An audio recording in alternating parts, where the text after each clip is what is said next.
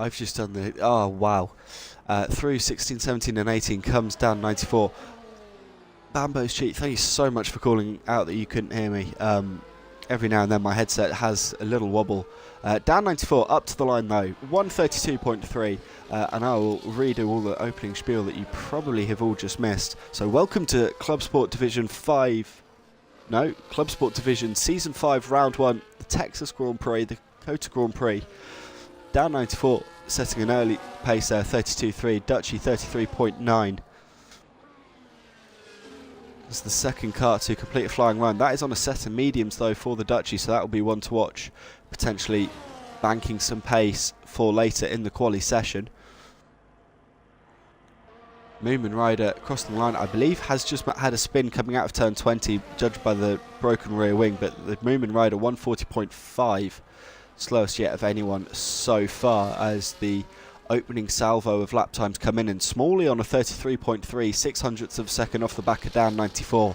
Good lap time there from the new Haas driver.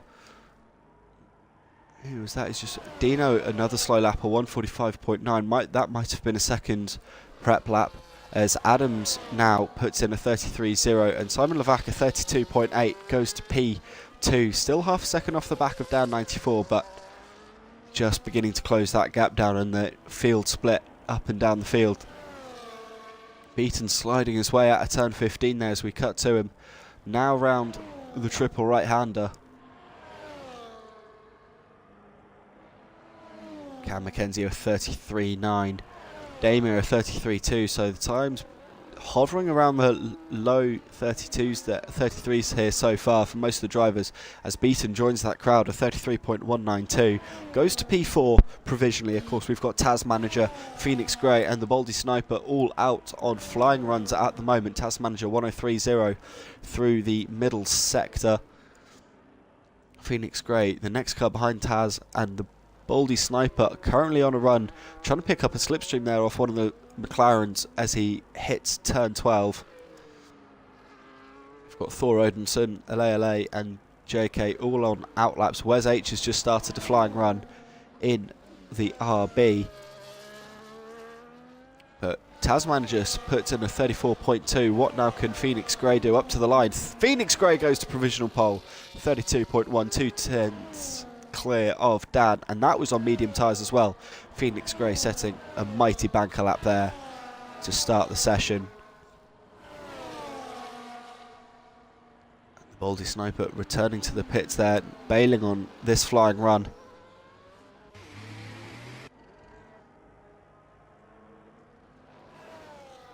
JK and Wes H winding their way through the middle sector now. Wes H running out a little bit wide there coming out of turn 11. Let's have a look at what JK can do. We'll have a look to see how these two drivers compare lap times as they hit the middle sector timing beam. Wes H now into turn 12 with a bit of a lock up there indicated by the smoke on screen. 104.1 for Wes H through the middle sector.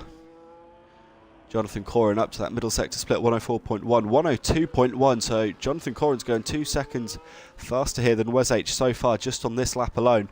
Thor Odinson starting a flying run in the RB, that number 7 car. Meanwhile, Wes H runs out very wide out of turn 19, probably one of very few corners that will get your lap immediately invalidated at this track, and it is one of them. It is always a one where you see track invalidations, but JK up to the line, 32.3, goes to P3. JK 2 tenths off provisional pole. That was on a set of softs. Dan 94's first run was on a set of soft speeds, just coming back out into pit lane on a set of medium. So that is a tyre strategy being played out here. Different tyre strategies being played up and down the pits so far. Moomin Rider still yet to set a truly representative lap time. Dino put a 134.2 in a little while ago. Who else is on a flying lap? Cam McKenzie improving through the first sector, improving through the second sector by half a second. This could get down to a low 33 here and put him up in that battle for P5 on the grid. Beaton also in that battle on a flying run. Swinging through that triple right-hander. 3 cars all coming up to end their lap, being led by Thor Odinson, who opens up the DRS, gets the power down, 33.3 for Thor. Beaton 32.8, and Cam McKenzie a 33.1. That salvo of drivers finishes their first and second flying runs respectively. Who else is on track on a lap? JK's on the route back to pits. Dan 94's out on track on a new set of mediums with 3 minutes left to go in the qualifying session. And Moomin Rider, Wes H, LA and the Baldy Sniper all still needing to find a true lap time in here, as we follow the Baldy Sniper on an outlap on a new set of softs, winding through into the middle sector. LA still in the pits. Wes H and Moomin Rider both on outlaps, and we'll follow Moomin Rider as he rounds turn 19 and starts his new attempt at a flying run to improve on that 140 that I said a moment ago. I believe he did spin out on the inside of turn 20 into the pit wall, and that was what broke off his front wing and ruined that lap. As here we go, Moomin Rider up in toward turn 1. You've got traffic coming out of the pit lane on the left hand side as we look at it, but Moomin Rider navigates it very nicely indeed, and he's now off and away into a flying lap. Almost everyone's back out on track now. Phoenix Grey, Jonathan Corrin, I say Phoenix Grey, and he rolls down pit lane. Dino rolls out into pit lane. LA rolls out into pit lane. So I believe the only driver now not actively rolling is Jonathan Corrin and Beaton, who has just returned to pit lane. There is Dino out onto track. We've only got a couple of minutes left in the session, so this is it. This is where the important laps are coming in now. The first qualifying of the year. Great way to stick your claim and set yourself up for some good momentum. And someone who doesn't have the momentum with them right now is the Baldy Sniper, spinning on the inside of turn 20. This will be his only flying run, so he's got to try and find a way to minimise that, and he's overheated those soft compound tyres. He's retiring from the session. I don't know if that was a crash on purpose or whether that was just accident, trying to get ready to go for a flying run, but Baldy Sniper will be starting P17 and stone dead last. Wes H on a flying lap, Moomin Rider on a flying lap, coming to the end of the flying lap that we saw him start a few moments ago, rounding turn 20 now. Keeps it inside the white lines, opens up the DRS. The McLaren goes to the top of 131.8. First car into the 131s. That's the true pace there that Moomin Rider can bring to the table. We saw it briefly last time out in the pre-season race at Interlagos. Moomin Rider saying on that day that he had an unbalanced setup that he wasn't happy with. Well, if that's what he can do with a good setup, then he might very well be in contention for Grand Prix titles or Grand Prix victories all the way through this season. Two cars still in the pits. They will not be joining us out on track or have time to set a new flying run here. 20 seconds left on the clock, so Beaton's only out on track now to give a slipstream to Phoenix Grey. And as they make their way through the first sector right now, that's going to be hurting Phoenix and his quest to retake pole position. But now it's the middle sector, the long straights of the middle sector. This is where Red Bull teamwork could be vital here. As the checkered flag falls. Oh, and Phoenix spins it coming out of turn 11. Too early on the loud pedal. Puts it into the barrier. Phoenix Grey unable to complete a final flying lap in the session. He will be kicking himself over that one. Meanwhile, Simon Levac throws a 32 flat in there to go to P2. Now it's the McLaren teammate of Adams rounding the final corner, opens up the DRS up to the line. Adams improves by half a second, goes to P6 on a 32.4. Now it's the two Kick Saubers that are next across the, it's the Kick Sauber of Damien next across the line. Currently sitting P10 on a 33.2. 3/10 will put him in contention with his teammate. Improves by 4/10 to a 32.464. 12 thousandths of a second faster than Adams. He claims P6. Cam McKenzie on an invalidated lap. Dan 94's return to the pit lane, not improving on that 32.3. Who then is on a live run at the moment? Wes H bailed. LA still on a flying lap. Dino on a flying lap too. The last two cars, I believe, on representative lap time, so we're going to follow LA as he rounds the final corner now in the Alpine, opens up the DRS, up to the line. LA goes to P2, 131.9. Wes H bails into the pits, Dino bails into the pits. So there we go, the first qualifying session of the year comes to an end.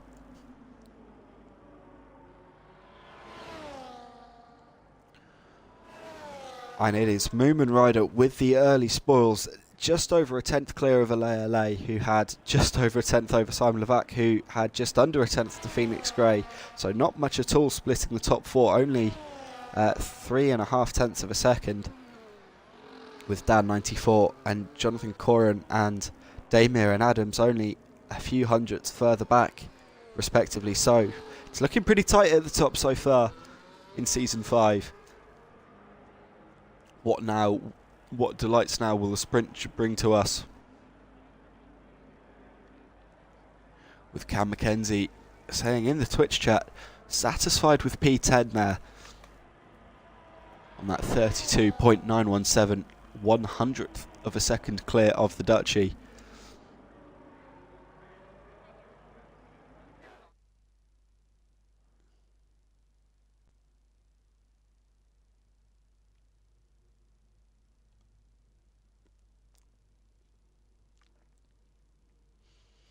As there is the final qualifying sessions, and Phoenix Grey, of course, unable to set a final flying lap time on a set of softs, masking some pace there on that set of mediums, as is the other Red Bull of Beaton. And what can Cam McKenzie do? Adam Tasmanager and Dino, all drivers who set their flying runs on their best flying runs on mediums. So we've got a number of drivers there with a little bit of hidden pace.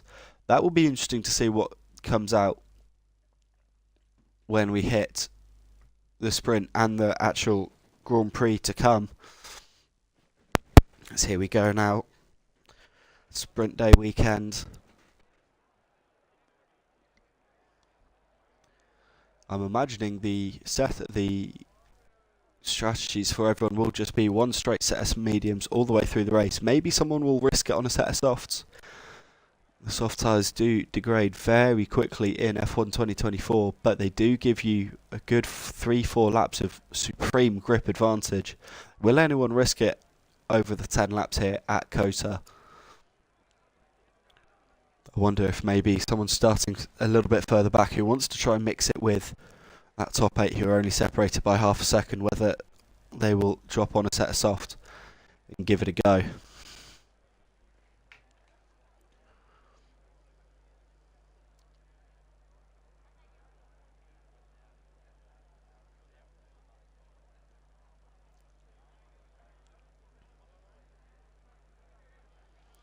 As the board comes out, a 3-minute break. That came through on the chat in the Discord channel. That is 1 minute to go. So we've got a couple of minutes now until we get going.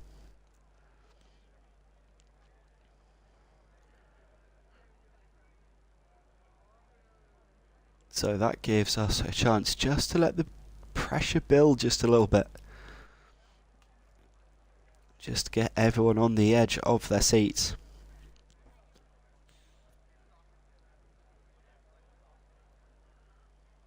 Will anyone be able to try and pull off a replication of Max Verstappen's incredible drive? I will mention it every now. I will mention real life F1 every now and then through the stream, through the session. I am aware, of course, everyone has very differing opinions, so I don't want to upset anyone. But Max Verstappen's drive 2 days ago on Sunday, is just supreme, and I don't think anyone can deny that. The quality and the confidence that that young man has, and we saw it in 2016 as well at the same track, so we know just how good Max Verstappen can be in the wets. Will anyone try and replicate that drive? We do have 17 drivers, so someone in P17 could very well, but that would need a lot of things going their way, and that all starts now. That all starts in the sprint. Put your name out there, fight your way forward. Get in the psyche of all of your other competitors.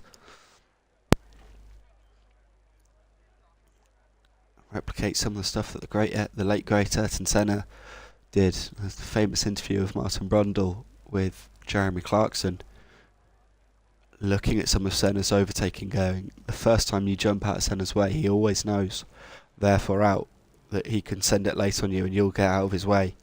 Can anyone from further back kind of express the same brutality in overtaking? That will be the big question for the season, and I think the driver that pulls it off the best will go on to win the championship. As I realise I've just given a Will Buxton Drive to Survive kind of line there. The driver, of course, that can make the best overtakes and is naturally the quickest will, of course, claim the championship.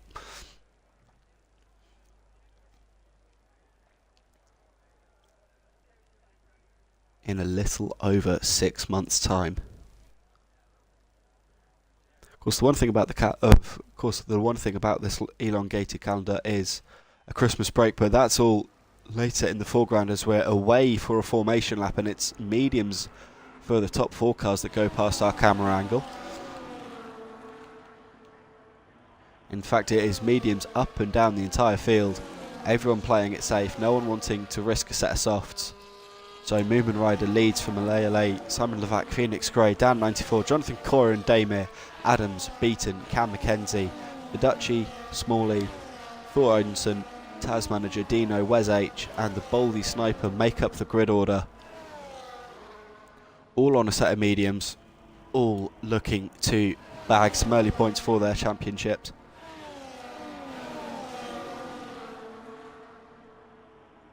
As there is a possible race strategy powered by the Amazon World Service at AWS. I'm imagining though that everyone will just be intending no stops, just get through Don't get caught up in any silly incidents. Keep your nose clean. Keep your foot as planted as you can.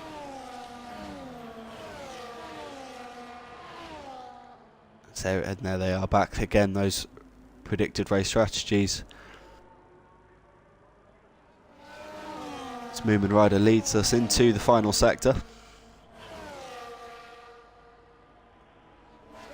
No one yet being disqualified from the formation lap so far, but what it does mean, having the formation lap on for the first time in quite a while, I believe, on this channel, is that we will get my little favourite game, my little pre-race favourite game of parking lot disqualification.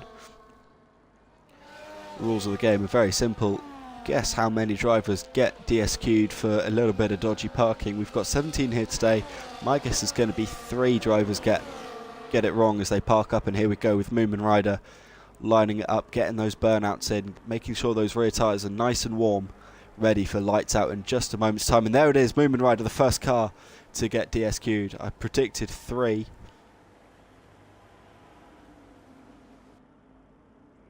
As we wait for the Baldy Sniper, who's dropped back a long way off the grid. That's going to allow everyone else's tyres to cool down a bit. Only one driver disqualified from parking lot roulette so far, so it looks like my guess has gone a little bit awry there. Oh no, there goes Taz Manager. Now it's just up to the Baldy Sniper.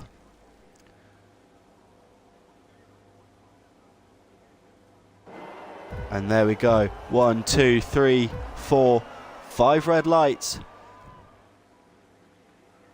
Hold, and it's lights out, and away we go for season 5 of Clubsport, of the Clubsport division. And it was a good start there for Moomin Rider, coming off pole position. That was a Red Bull looking up deep up the inside, and there's contact there as one of the McLarens. That was Adams, and a Red Bull caught up in a late braking move into turn 1. It is such a wide corner sequence, so you can try and send it if you get seen, but I think that was Phoenix Grey that was caught up in that, was not seen, did not see Adams on the inside, and so around Adams goes, and he's dropped down all the way to P16, but an awful start from Phoenix Grey, from P3 down to P7, straight off the first corner. Not the getaway he'd have wanted in his return to MSC F1. LA, Moomin Rider breaking away at the front of the field though. Already the gap between these two and the rest is half a second over Simon Levac, Dan 94, Beaton, Jonathan Corin, Phoenix Grey, Cam McKenzie, Damir, the Dutchie, Smalley, Thor, Wesley, Dino, Adams, Baldy Sniper and Taz Manager make up the 17 running list so far as we hit in toward turn 12 now. No moves happening into that particular corner on this time around, and now they wind their way through turn sector 3, turn 15, and that was a great drive from LA, almost going for the old switcheroo on the exit of 15. Thought better of it coming through the triple right-hander of 16, 17 and 18, now in toward 19. You can set the move up nice and early here, as the DRS will be turned on now at the end of lap 1. Moomin Rider straight away with the purple Apicourse leading from the front. But now what can LA do on the run up in toward turn 1? He's gaining. The Alpine just a little bit too far back to have a run, but again, such great traction from the Alpine car. Trying to set up a move almost into the S's. Right up on the gearbox was a lay of Moomin Rider, but that's going to give him some dirty air and some washout through the end of the sequence, and that allows Simon Levac to close that gap up in a bit, and there's barely a car length between the top 3 here, as now Dan 94 wants to get involved as well, and down the hill we come toward turn 11. Simon Levac trying to shape a move on LA there, but nothing coming, and now it's going to be a slipstream fest down the back straight. Taz Manager picking up a 3-second time penalty for track extension already, and we're only a lap and a half through the race. And here we go, LA on the inside, gets the position, he's up into the lead of the sprint race, and now Simon Levac shaping a move up the outside of turn 12. Thinks better of it, wants to go for the old switcheroo, can't get it done. Beaton and Jonathan Corin swapping positions. Beaton on the inside at 13 and 14, needs a good run here to hold off into turn 15, but Jonathan Corin's coming back up the inside, while the old fox of MSC F1 in that Aston Martin car holds on to P5 for the moment. But now through the triple right-hander, still Beaton on the inside, in toward 90 now. This is where Jonathan's going to have the upper hand all the way through. Can he force Beaton out wide? And here comes now Phoenix Grey, last season's runner-up in the Drivers' Championship, coming through the final corner. This is a fantastic little scrap here for P5. The Baldy Sniper retiring from the session, now on the run-up toward turn 1. Jonathan Corin's going to hold P5. Beaton and Phoenix Grey swap positions as Beaton gets hung out to dry. So it's Jonathan Corin, Phoenix Grey, Beaton, Cam McKenzie, positions 5 through 8 at the moment. Meanwhile, up at the front, Alea has put 3/4 of a second on Moomin Rider. Simon Levac half a second up the road, and there is down 94 sitting in P4, right on the back of the Ferrari car as they come plunging down the hill towards turn 11. The Dutchie with a 3-second time penalty now as well. Less than 2.5 laps into the season. Moomin Rider just about inside DRS range here of the Alpine. McLaren versus Alpine. Woking versus Enstone, a battle that we've seen a number of times over the years in F1, but nothing happening there on this occasion. Phoenix Grey shaped a half move there on Jonathan Corin into turn 12, but that was just to see if he could force JK offline. Nothing going there. Meanwhile, up at the front of the field, it's all status quo. Down 94, the closest car to making a move in that leading quartet. Right on the back of the Ferrari of Simon Levac as they make their way through 19, and Simon running out very wide there off 19 will give him a slightly better run through turn 20 just by being able to take the corner a little bit flatter. But here comes down 94 with DRS, going to burn some overtake on the run up the hill in toward turn 1. He's got the inside, can park it on the apex, force the Ferrari out wide, and there we go, down 94 up to P3, and in fact the Ferrari was forced so wide that through comes Jonathan Corin up to P4. Almost a free position just by keeping its nose clean there. That is what this track does allow you to do, and now Simon Levac gets a 3-second time penalty for track extension. He'll argue that he was forced out track there if he got a warning for that turn 1 incident, and the two Red Bulls are separated by merely inches as they make their way down toward turn 10. Up at the front of the field though, Alea just on the fringes of breaking the 1 second window that will break away the DRS from Moomin Rider, and it looks like he's done it. So now Moomin Rider is the cork in the bottle for everyone else, and it looks like Jonathan Corin is the driver on the move, shaping a move on down 94, but nothing coming there. Meanwhile, Simon Levac, Phoenix Grey making battle into turn 12. Phoenix Grey going to force Simon onto the curb on the exit. Simon keeps it up the inside at turn 13, and there's contact once and twice with both Red Bulls there. The Ferrari getting ping-ponged around, made contact with Phoenix's rear quarter. That spun him onto the inside of Beaton, who had gone for just an opportunistic move, and that spins around Simon Levac. Beaton lost time out there as well to Cam McKenzie, so a disastrous lap for the Ferrari driver, the sole Ferrari driver here tonight. Meanwhile, Smalley and Wes H now splitting the two kick Saubers. Damir's up to P8, the last of the points paying positions, and now down 94, and Jonathan Corin closing up the gap onto Moomin Rider. This will be the battle for the podium, I get the sense, unless Phoenix Grey can quickly find it 1.5 seconds. Meanwhile, Adams and Thor Odinson, after the disastrous start for Adams, going up the inside at turn 2. That's coming off the back of a move at turn 1, and around goes the McLaren driver of the RB up into P12. And now Simon Levac, what can he do to get past Thor after that disastrous lap last time around? Putting pressure on the RB, trying to almost climbing all over that gearbox, but no gap found here at this moment. Meanwhile, down 94, and Jonathan Corin and Moomin Rider swapping positions. Down 94 will take P2 with the help of DRS, and here comes Jonathan Corin up the inside into 12, parking it on the apex, forcing the McLaren out wide. Very classical move there. Jonathan Corin picking up the positions left and right when he can, and now he's got a chance to take P2 from down 94 here and see if these two can break away and catch up back up to Alea, who's now 1.8 seconds clear at the front of the field.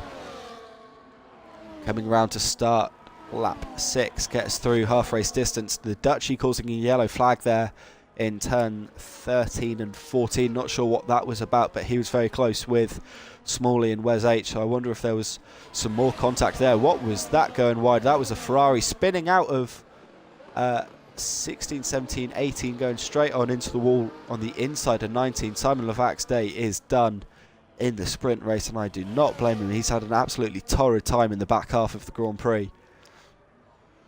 Meanwhile, now there's a battle going on here for the last points paying position between Smalley, Damir, Wes H, Adam and Thor. And Dino's getting involved in it as well, so it really is the second half of the field just trying to grab the last racing point, and right now Smalley's trying to lock down P8 as best he can. Meanwhile, Moomin Rider and Jonathan Coran still sticking with Dan 94 as they make their way around turn 11, and now it's going to be JK's turn to do a stint up in P6.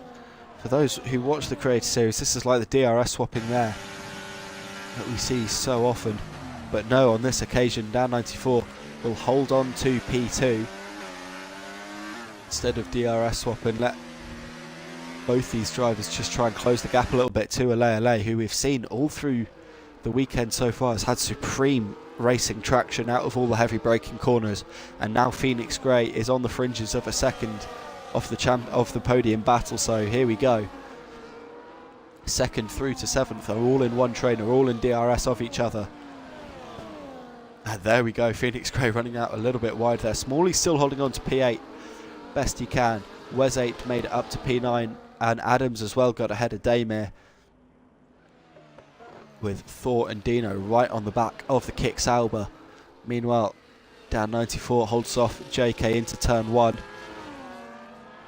Can Smalley hold off Wes H into turn 1? Smalley going defensive on the inside, going to force Wes H around the outside, although this might set Wes H up for the switcheroo if he's close enough. Not close enough in the RB on this occasion to try and have a run out of 1. And through the middle sector, or the end of the first sector, into the middle sector they come. The battle for P2 goes on, and it's surely this time JK's close enough into 11 with a little bit of a lock up there as well from Dan 94. This is going to be a great run here for JK. Up onto the back straight, Beaton and Cam McKenzie getting ready to do battle for P6 in the back of shot. And now down toward turn 12, Dan 94 covering the inside, going to force JK the long way around the outside. Dan 94 locks up again, but gets just about a good enough drive out of 12 to hold on to P3, not allow JK a chance for the old switcheroo. And this just collapses this quartet up a little bit more, as now Phoenix Grey and Moomin Rider are right on the back of the two in front. Cam McKenzie held off Beaton into 12. Well, as we saw though, that battle happening in the background, Smalley still holding on to P8. Must be using all of his battery just on that one straight to hold position. Meanwhile, out of the final corner we come onto lap 8 with the battle for P2, and Dan 94 right up against the pit wall, going to force Jonathan Coran around the outside. Can JK go later on the brakes, pinch the Mercedes on the apex? Yes he can. This is a great move. Now can he complete it on the run down towards turn 2? Yes he can. JK with a fantastic move, dancing around the outside at turn 1. So rarely you see that kind of move being made in that corner. And JK now up into P2, but now he's got to defend for 2 laps against the DRS train. Beaton and Cam McKenzie have swapped positions. Damir's picked up a 3-second time penalty. That's going to hurt his chances for a run at the last point paying position that Smalley is still holding on to. Beaton, Cam McKenzie battling for P6. Dan 94, Moomin Rider, Phoenix Grey all lining up behind Jonathan Coran, who can go for an overtake. Dan 94 with DRS getting it done. Moomin Rider thinking about it. Can he go late on the brakes? He's parking his nose up the inside. Moomin Rider looking for it. We're on the onboard angle now. He's going to have to dance it around the outside at 13 and 14. Might get a bit of traction as he'll now have the racing line in toward turn 15. Later on the brakes, forces the Aston Martin high and dry. Jonathan Coran runs out wide, kept his foot in and picks up a 3-second time penalty for his efforts. Now they're side by side through the triple right-hander. There's a lift there from Jonathan Coran as he was losing traction at the rear end. He settles down to P4, losing 2 places in one sequence of corners, and getting slidey out of the last corner as well. Might this give Phoenix Grey a run on the run up towards turn 1. Not on this occasion. We're on to lap 9, the penultimate race of the sprint. And it is drama in for the battle of the podium. Adams and Smalley. Smalley going backwards here, might have had a dodgy run coming out of the last corner, but he's going to lose 2 positions on the run up toward turn 1 unless he can go late on the brakes. That was the RB of Thor locking up and running very deep. Smalley tried to send it back up the inside, couldn't get it done, and a from the lead of the Grand Prix. All he had to do was keep it clean and inside the white lines, and he's picked up a 3-second time penalty. So that's now Alay and JK with a 3-second time penalty, and Moomin Rider's gone round at the top of the hill, coming out of turn 9. He's pointing backwards. Disaster for the qualifying, for the pole sitter. Sprint race pole sitter, and now Phoenix Grey on Jonathan Corin with DRS. This is going to be a very easy move. Phoenix Grey gets up to P3, and now it's up to him and Dan94. Can they find that second that puts them inside the window of Alay and sneak a sprint race victory here to claim the first victory of the season? Dan94 getting very wobbly out of turn 14 there, and now Phoenix Grey getting a free helping hand of time to close that gap down and put pressure on to the Mercedes driver. Adams and Moomin Rider swapping positions, the two McLarens. Still in P7 and P8, they've got Thor and Smalley just behind. And now Moomin Rider's going to have to go on the defensive to try and claim a double points finish for McLaren. And Thor leaving it up the inside at turn 19. That's forced Moomin Rider out wide, and Smalley and Damir and Dino all sneak a position through as Moomin Rider heads to pit lane right at the end. That is an awful result for Moomin Rider after starting the sprint race in first. Will not be picking up any points at all unless something disastrous goes wrong for almost everyone else in the field. Meanwhile, Dan94 and Phoenix Grey winding through turns 8 and 9 and 10. JK in this battle as well. 3 cars that have not been separated by much at all so far over the last 10 laps. Heading through turn 11 now. It looks like the win will go to Alay despite that 3-second time penalty, and Adams has come a cropper just like his teammate did a lap ago. So neither McLaren, so in the space of half a lap, the McLarens have gone from a double points finish to no points at all. Meanwhile, Phoenix Grey's got ahead of Dan94, who's just muscled Jonathan Corin outright onto that green strip of AstroTurf. So Phoenix now P2, Dan94 P3, which I imagine is where those two will finish. JK with that 3-second penalty to serve is going to try and minimise his time loss. Beaton sitting there 1.2 back, so he'll pick up P4 for Red Bull. It'll be a question of how close Cam Mackenzie can get to the back of JK, but it's going to be Alay who rounds the final corner to win this first race of the season. It's the sprint race at COTA, and Alay will win it by 2.6 seconds from Phoenix Grey and Dan94. Beaton comes home P4 ahead of JK, who just about kept the gap to Cam Mackenzie for P5. Cam P6. Thor Odinson is going to hold off Smalley at the line for P7, but Smalley will indeed score a point on his first outing for Haas. He'll lead home Dino in the Aston Martin. Adams will come home for P10, but he'll be ruining what could have been up in P7. Wes H comes home for P11. Moomin Rider might be going for a point for fastest lap here, but he'll come home P12, and he will be thinking about how this sprint has got away from him. Damir, Taz manager, cross the line, and we wait for the Dutch. He rounds the final corner, and that ends the first race of the season, the sprint race here at the Circuit of the Americas.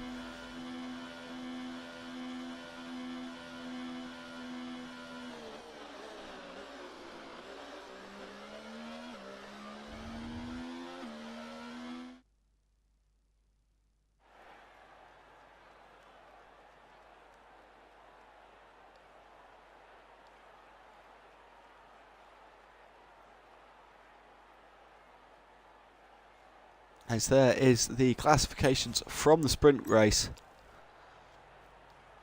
Alay, Phoenix Grey, Dan94, Beaton, JK, Cam Mackenzie, Thor Odinson and Smalley all pick up points,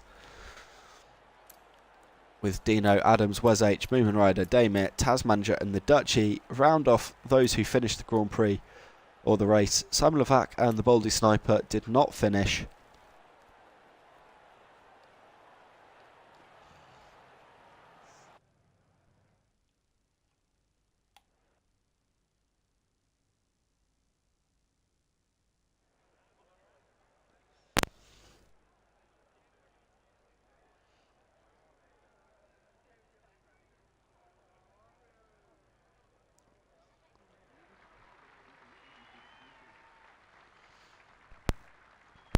As here we go now for the real qualifying. This will set the session up for the grid. 18 minutes to come, and no one straight away heading out on, no one going out on the empty track. Brad is saying hello in the Twitch chat, as is IGS Man saying not allowed to race in today's runnings.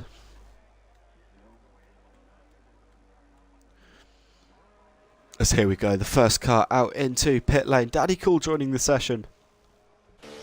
The first car out into pit lane is the car that took pole for the sprint races. Moomin Rider will be looking to make up for the error on lap 8 that cost him a good points finish at the end there, as the Mercedes of Dan 94,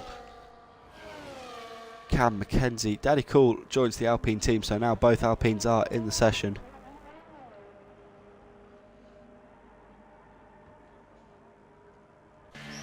And that puts us on to 18 drivers. The Baldy Sniper out on track as well in the Williams, as is Taz manager Dino, Cam McKenzie and Beaton.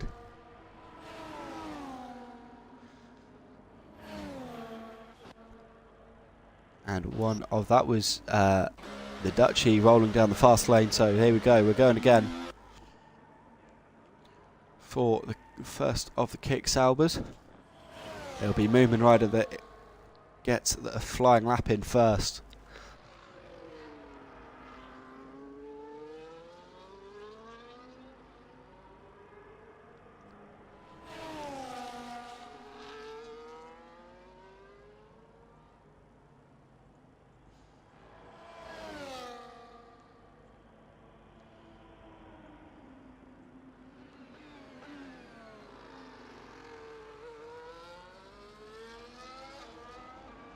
So here we go with Moomin Rider starting flying lap. We have the safety car glitch on again. That is just a visual for us. The drivers themselves can't see it, but that is just a thing that we will be seeing in the Twitch stream.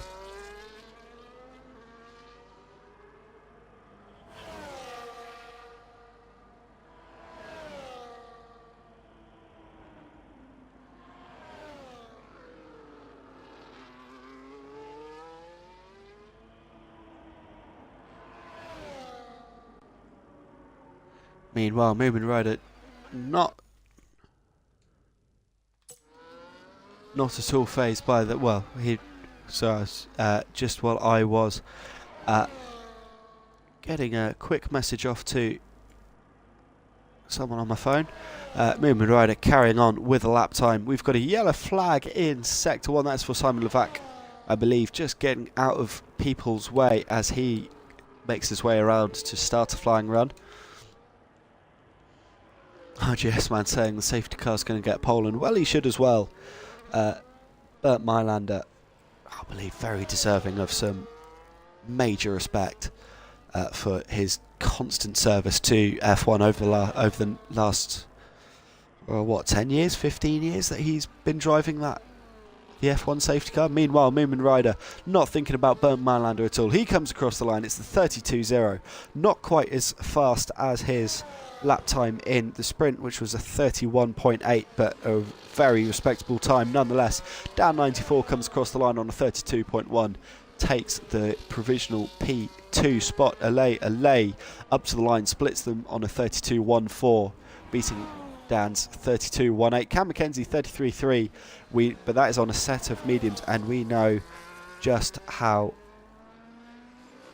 quick he was in that sprint. Dino 33.9 on a banker run there by the looks of it. Taz manager 34.9. Cam Beaton slides in with the 33.1, also on a set of mediums for Red Bull.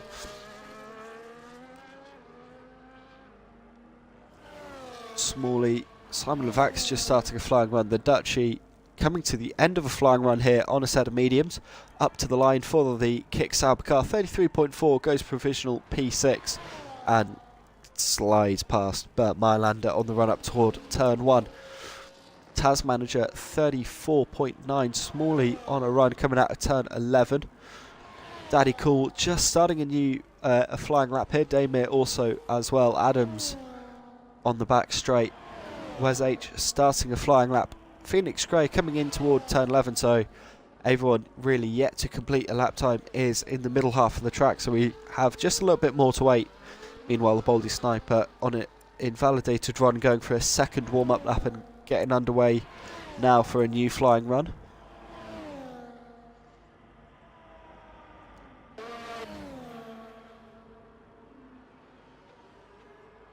But it is Smalley who is going to be the next car to finish a representative lap time in the Haas.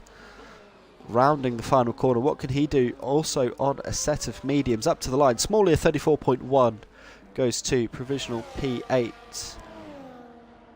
McLaren of Adams 32.9 goes to P4. Simon Lafac on a run. There's going to be Phoenix Grey, I believe, the next car up to the line. Correction, it was Phoenix Grey the next car up to the line, and Phoenix Grey goes to a 32.12 to go to P2. Baldy Sniper retiring and leaving the session. Wes H on an invalidated lap. JK's returned to the pits. Damir on a flying lap at the moment, as is Daddy Cool, the car in front of Damir.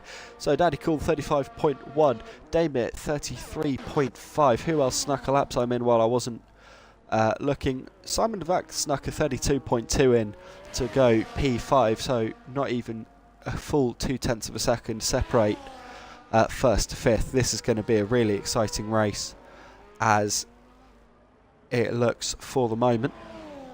Jonathan Corrin on an outlap as well, still yet to set a representative lap time, as are both RBs.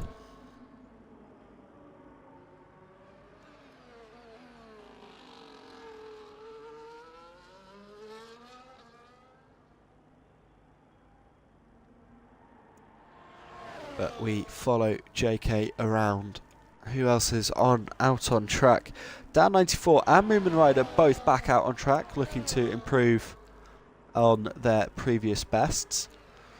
Cam McKenzie in the second Mercedes joining the racing surface now as well. The Beaton though has gone for a second. Beaton has gone for a second flying lap and finds 0.3 of a second. That puts him in front of Adams. That puts him up to P6, also on that set of mediums that his teammates was on as well. So both Red Bulls hiding away a set of softs. IGS man reckoning that it's going to be Moomin Rider who takes pole position at the moment. I'll be interested to see though, because we've still yet to see a clean, true pace lap from Phoenix Grey yet, and Beaton as well. Both drivers set their fastest sprint quali times on a set of softs. Jonathan Corrin on a set of softs underway now. Wes H out on track to try and get a new flying lap in. Thor Odinson joining the track now to go for a new flying lap, but Moomin Rider starting a new flying run, as is Dan 94 looking to improve on a 32.0 and a 32.1 respectively.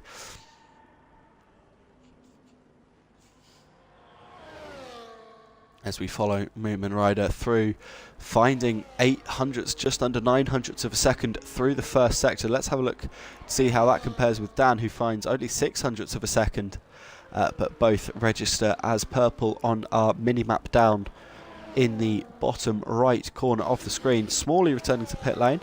Jonathan Corrin coming through the middle sector split. This will be interesting, 101.6. We'll have a look to see how that compares to Moomin Rider as he gets to the end of the middle sector in a couple of moments' time. 101.6 was JK's time. Moomin Rider 101.6 as well. So JK looking like he's on a flying lap here. Dan 94, what can he do through the middle sector split? 101.8, so losing 0.2. So it's going to be JK who finishes his flying lap first out of these next three, and he goes to provisional pole on a 31.859. Moomin Rider, the next car on track to take the line and to finish a run. They were matching through the middle sector, so it's all down to the final sector. Moomin Rider runs out very wide there, out the final corner. had he kept it inbounds, probably would have gone faster than Jonathan Corin, but as it stands, it's only a 31.955. Dan 94 puts a 31.987 in, so 32 thousandths of a second separating P2 and P3 at the moment. But Phoenix Grey out on track on a set of softs, as is Adams on a new flying lap. Daddy Cool on a flying lap as well. Alea has put a 32.145 in. Was that fairly recently? I think it was. Just while we were following the new battle for pole position. Both RBs out on track, looking to get flying runs in. As Cam McKenzie starting a new flying run, looking to improve on that 32.844. As is Phoenix Grey. So we'll follow Cam and Phoenix as they're pretty much right next to each other on track, only separated by Smalley on an outlap. Cam McKenzie through the first sector split, not improving, 25.7. Phoenix Grey 25.1, improving by nearly a quarter of a second. This is the direction that Phoenix Grey is wanting to go in after last season, where only just lost out on the championship title, denied by his teammate, as Cam McKenzie bails on his flying run that wasn't improving, and so recharges the battery, gets ready to go again. Meanwhile, Phoenix going to pick up a mighty slipstream here from Smalley this time. The Red Bulls tried to do a slipstream train in sprint quali with Beaton, but it didn't work on that occasion, as Phoenix had a tank slapper out of turn 11. This time he picks up a slipstream off Smalley. Phoenix Grey improving by 3.5 tenths through the middle sector. And now running through turn 15, 16, 17 and 18. Really tricky, but in qualifying conditions is pretty much flat. So there we see Burnt Mylander out on track once more. Phoenix Grey rounding turn 19. One corner to go. One more acceleration zone to pick to complete the lap. He just about keeps it inside the white lines, and 31.700. Phoenix Grey to the front, takes provisional pole. Yet to see a second flying run from Alea or Simon Levac. Cam McKenzie returned to pit lane. He wants a new set of boots before he can go again. Beaton has just, I believe, snuck a 32.832 in the last few moments to go P8. But Adams has also just found time on a 32.4, goes P7. So it looks like it's a battle of the 132s. That's where you got to be at the front of the field. Thor Odinson put a 33.4 in a few moments ago. That puts him P11. His teammate Wes H 34.1 in P15. Smalley looking to improve on a 34.1 and finding time through the first sector. IGS man saying from our angle that Phoenix Grey track extended out of the last corner. The game didn't recognise it, and it looked right on the limit from where we were. Smalley, though, finding 7 tenths of a second through the middle sector. This could put him up into the battle of the top 10. But yes, I do agree, RGS man, that it was close, if anything. As Beaton puts in a 32.1, that puts him into P5. Both Red Bulls looking racy at the front of the field. That is the Williams, a Taz manager weaving across turn 1 there and then getting out of it. As I believe Taz manager improved to that 34.5. Smalley up to the line, 33 flat, goes to P11. Simon Levac, Moomin Rider, down 94, all on outlaps, 3 minutes 50 to go. The Dutchie's just thrown a 32.398 in, so all of a sudden the track is rubbered in here, and it looks like the track is coming back toward the driver, so I'm expecting to see these lap times get quicker and quicker as Dino starts a flying run. He's behind the McLaren of Moomin Rider on a flying run. This will be an interesting lap from Moomin Rider. What can he do with 3.5 minutes to go? But we will follow the McLaren as he makes his way through turn 2 and into the fast S's at the end of sector 1. Oh, look at the... Oh, sorry. I have a massive love for that sequence of corners. Moomin Rider found 9 thousandths of a second improvement through the first sector. Sorry, that opening sector of the lap where you can really see just how hard the cars and the tyres work under the loads of cornering, I just absolutely love. Even under the game mechanics, in real life it's beautiful, even under game mechanics it's very impressive, as Moomin Rider plants the throttle, lets the Mercedes 1.6 litre roar itself to death as he makes the way into turn 12. And Moomin Rider through the middle sector split, 101.5, improving by just about a tenth and a half.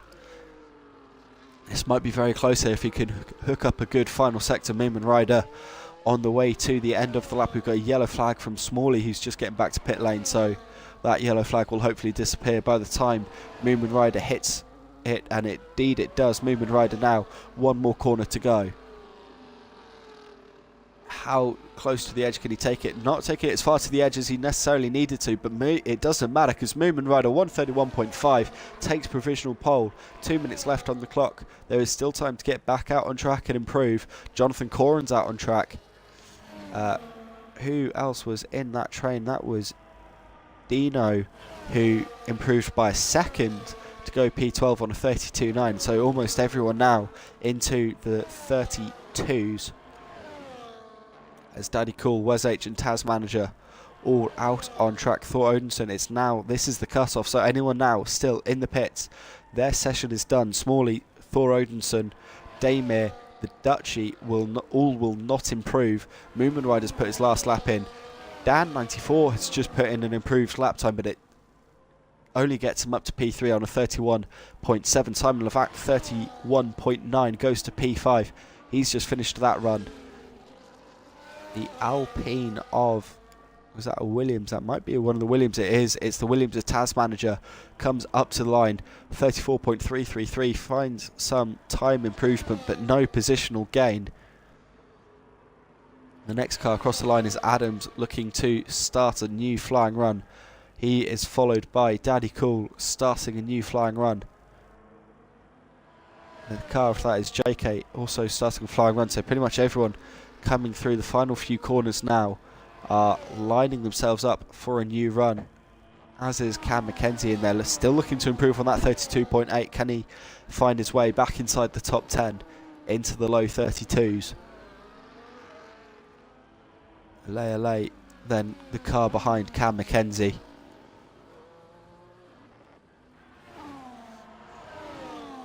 The Williams of Taz, Daddy Cool improves through the first sector. Didn't get a chance to see what JK could do, but what can Phoenix Gray do? Phoenix is on an invalidated lap, so his session's done as well. He won't improve. Dan94's back in the pit lane. The checkered flag is flying. So those who did not make the grade are Daymir, Smalley, Thor, Dutchie, Dan94 and Moomin Rider. Dino's return to pit lane, so his session is done. So now we focus on the cars as they hit the final few corners, and Adams is finding time at the moment. He is being tailed by Daddy Cool, who's also finding time, just found half a second through the middle sector. This could get him into the low 33s and on the fringes then of pretty much the rest of the grid's pace. Meanwhile, Adams into the final corner, looking to improve on the 32.4.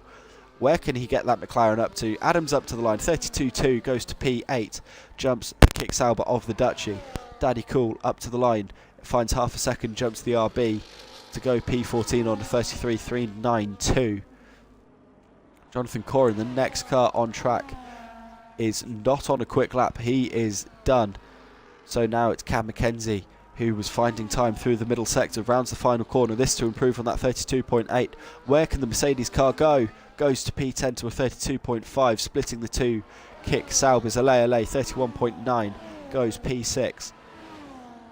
We know that Phoenix Gray is on an invalid run, so it's now up to Beaton for the hopes of Red Bull. Wes H up to the line, improved his time. Beaton up to the line, improves to a 32 flat, but stays in P7, and that is it. That is everyone across the lane or back into the pits. So Moomin Rider, Phoenix Gray, Dan94, Jonathan Corin, Simon Levac, LA, Beaton, Adams, Dutchie, Cam McKenzie, Daymir, Dino, Smalley, Daddy Cool, Thor Odinson, Wes H, Taz Manager, the Baldy Sniper make up the 18 car grid. Only 2 seconds separating everyone who set and set a lap time and finished the session. It's a bit 2x2 at the back of the field with the 2 Williams and the 2 RBs. But it is a proper race.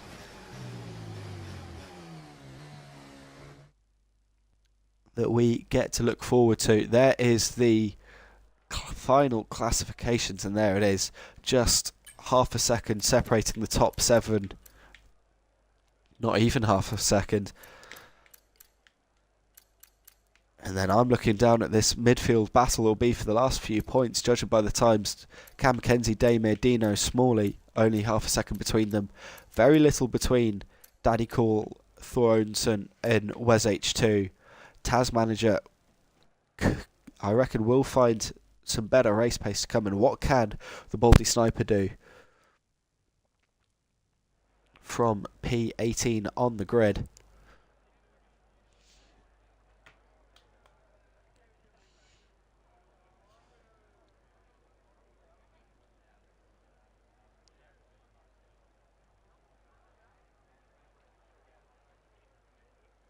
Moonman Rider over the team radio via the Discord channels is surprised by his pace and just how quick he is at the moment.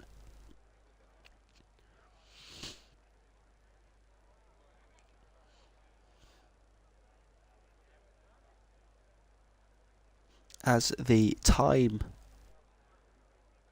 for the start is in 5 minutes time. That is the scheduled start time from the admins. So those watching along, what do we reckon? Have we got any predictions going? Does anyone want to call how the race is going to end? Can Moomin Rider convert that pole? What can Phoenix Grey do? The championship contender, the runner-up from last season, what can he do this time around? IGS man pretty quickly in there with a Phoenix Grey to win. From P2 on the grid. Any other predictions?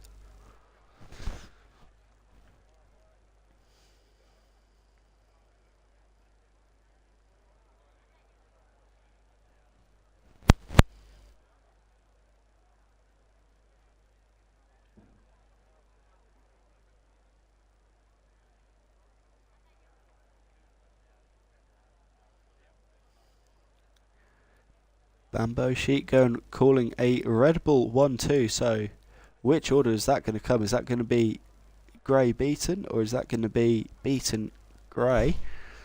IGS man calling a Verstappen into turn 1, late on the brakes, forcing everyone else out wide.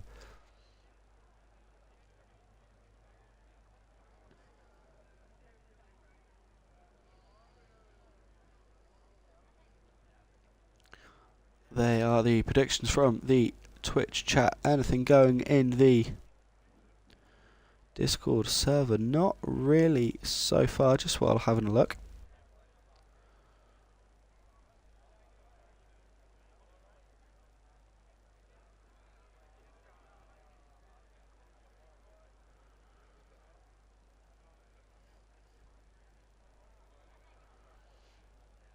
Well, here we go, the seconds tick by. That's the 3-minute board being displayed at the moment, so just a couple of moments left to go before we get some green flag racing yet again. The first true race of the season.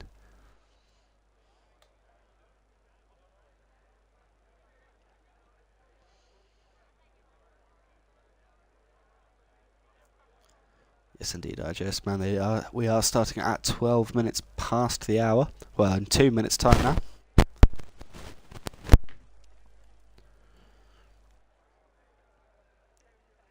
As I can see out of my commentary box window, just on the race start gantry, that is the 2-minute board.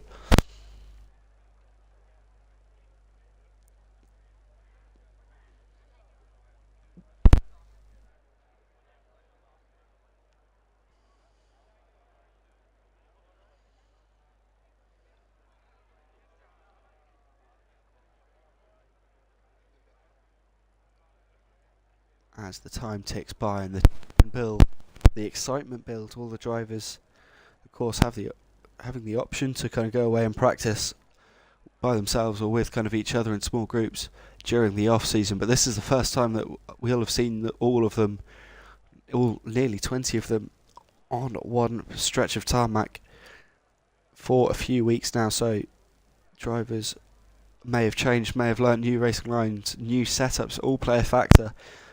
Differing levels of confidence based off the amounts of practice they've done. It'll all pay up dividends now for them. Those that have put the off season to good use and those that lay off a little bit. As that is now the less than 60-second board out. And the conversations are going, how much will, and conversations I'm getting led to believe is how much will the tyres be trashed? How quickly do the tyres fall away? And of course we know the softs do not do that many laps on any track in this game. But how long can you get those mediums into the race? The ideal would probably be 13, 14 laps, then one stop onto hards.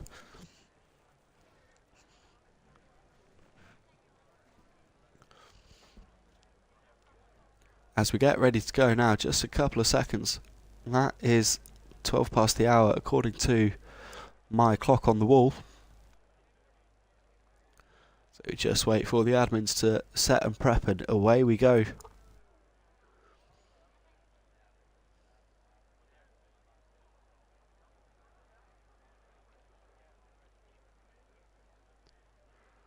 Still the weight builds and the tension grows. Here we go.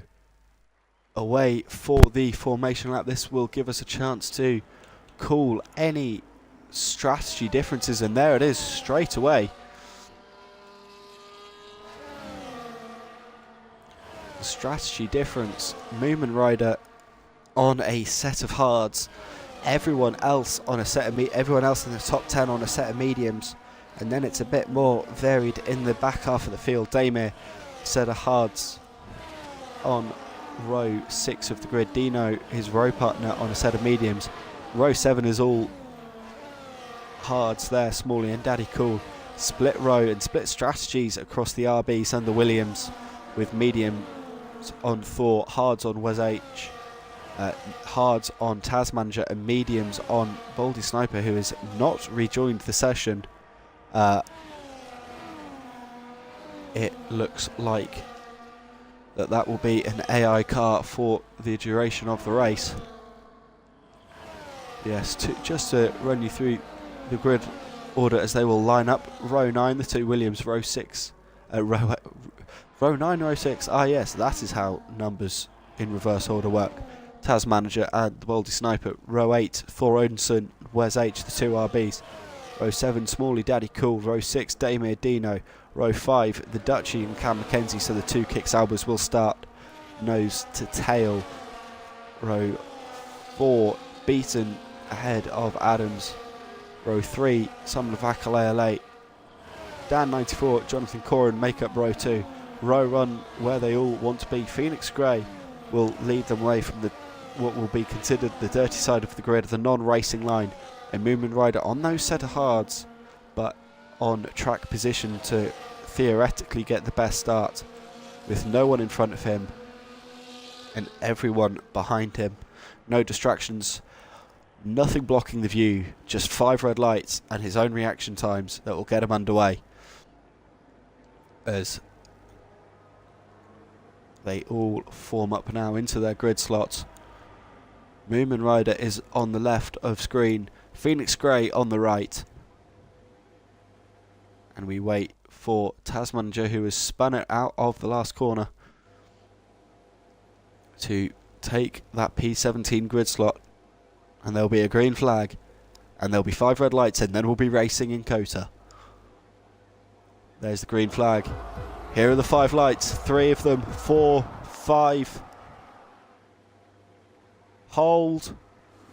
And it's lights out and away we go, and it was a better reaction start there from Phoenix Grey, already straight up into the lead, and it's already 3 abreast as we're running up in toward turn 1. Phoenix Grey on the inside, Moomin Rider splits in the middle, Dan and JK trying to sort each other out, and that was Phoenix Grey, went straight on at turn 1, just didn't get it stopped, goes straight on, and Moomin Rider retakes the lead of the Grand Prix from Dan 94, Jonathan Corrin beaten up to P4, Simon Levac holds position P5, Alea P6, Phoenix Grey the big loser there, dominant start but goes back down to P7, Adams, Dutchy, Dino, Damis, Smalley, Wes H makes a flying start, Thor Odinson up to P14, Baldy Sniper under AI control is 15th, Daddy Cool 16th, Taz Manager, and Cam McKenzie, the only driver that didn't make it through the first sector cleanly. He's down in P18 but back underway, not sure what caused a half spin or the yellow flag that sent him to the back of the field, but he's back underway now.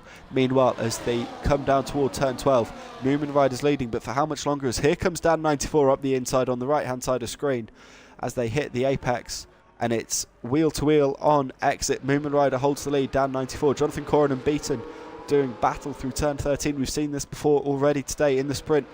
JK going back up the inside at turn 15, I choke on my own words, and it looks like everyone's making it through cleanly so far, but now through the triple right-hander. Beaton's got the inside line, he's got the high ground, and he's got P3. Flying start from the Red Bull driver, already up from P7 to P3, and he's now got his eyes locked on the McLaren and the Mercedes in front.